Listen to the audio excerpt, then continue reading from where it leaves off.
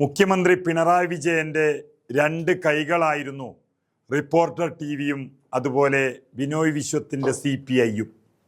ഇപ്പോഴിതാ വെള്ളാപ്പള്ളി കാരണം ആ രണ്ട് കൈകളും ഒടിഞ്ഞുപോയി. അതായത് വെള്ളാപ്പള്ളി നടേശൻ കേരളത്തിൻ്റെ പൊതുശല്യമായി മാറിക്കഴിഞ്ഞിരിക്കുന്നു എന്നുള്ളതാണ് സത്യം. കേന്ദ്രത്തിലെ BJPയെ പിണറായി വിജയനുമായി അടുപ്പിക്കുന്നൊരു പാലമായിരുന്നു വെള്ളാപ്പള്ളി നടേശൻ ഇതുവരെ.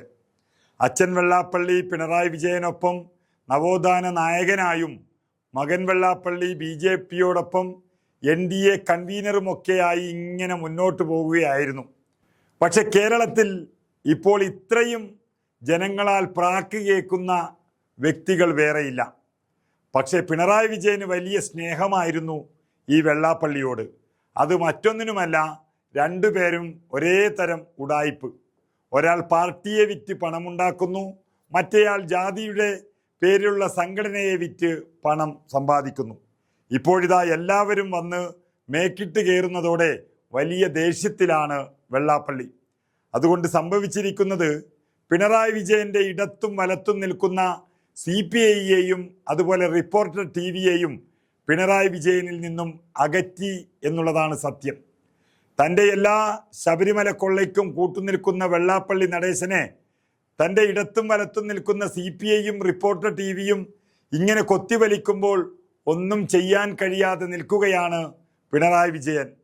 വെള്ളാപ്പള്ളി നടേശനും CPI സംസ്ഥാന സെക്രട്ടറി ബിനോയ് വിശ്വവും തമ്മിലുള്ള പോര് അതിരൂക്ഷമായി തന്നെ തുടരുകയാണ്.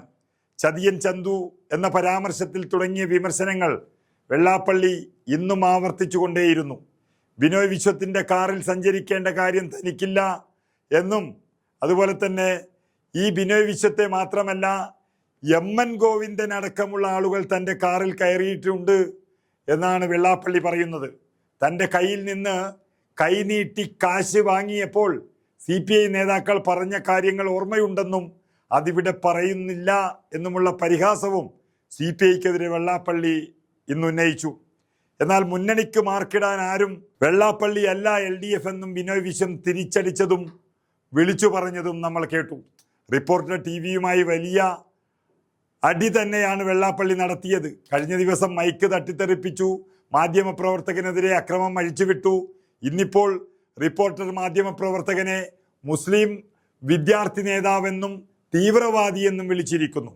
അങ്ങനെ പിണറായി വിജയനെ ഇത്രയും കാലം സംരക്ഷിച്ചു നിർത്തിയ റിപ്പോർട്ടർ TV മാധ്യമധർമ്മം പോലും മറന്ന് പിണറായി വിജയന് വേണ്ടി ഇല്ലാത്ത അതിമാനുഷിക ശക്തി നൽകി പച്ചക്കള്ള വാർത്തകൾ പിണറായിക്ക് വേണ്ടി സൃഷ്ടിച്ചു കൊണ്ടിരിക്കുന്ന റിപ്പോർട്ടർ TVയെയും അതുപോലെ PM ശ്രീ പദ്ധതിയിൽ പോലും കണ്ണടച്ച് വിശ്വസിച്ച് പിണറായി വിജയന് വേണ്ടി ജനങ്ങളെ പറ്റിച്ച ബിനോയ് വിശ്വത്തെയുമാണ് വെള്ളാപ്പള്ളി ഇന്ന് അസഭ്യം പറഞ്ഞത്. അങ്ങനെ തൻ്റെ രണ്ട് കൈയും അടിച്ചൊടിച്ച് വെള്ളാപ്പള്ളി നടേശൻ ഒരാൾ മതി ഇങ്ങനെ പിണറായിയെ തോൽപ്പിക്കാൻ എന്നുള്ള ഘട്ടത്തിലെത്തിയിരിക്കുകയാണ്. ഇനിയും ഈ വെള്ളാപ്പള്ളിയെയും പേറി നടന്നാൽ പിണറായി വിജയന് വരാൻ പോകുന്നത് വലിയ പരാജയം തന്നെയായിരിക്കും എന്നുള്ളത് ഉറപ്പാണ്. കൂടെയുള്ളവരെല്ലാം ഒഴിഞ്ഞു പോയാൽ വെള്ളാപ്പള്ളിയെ കെട്ടിപ്പിടിച്ച് കരയേണ്ടി വരും പിണറായി വിജയന്. കാരണം ഈ വെള്ളാപ്പള്ളി കാരണം പിണറായി വിജയൻ്റെ രണ്ടു കൈകളാണ് ഒടിഞ്ഞു പോയത്, CPIയും റിപ്പോർട്ടർ TVയും. അത് മറക്കണ്ട.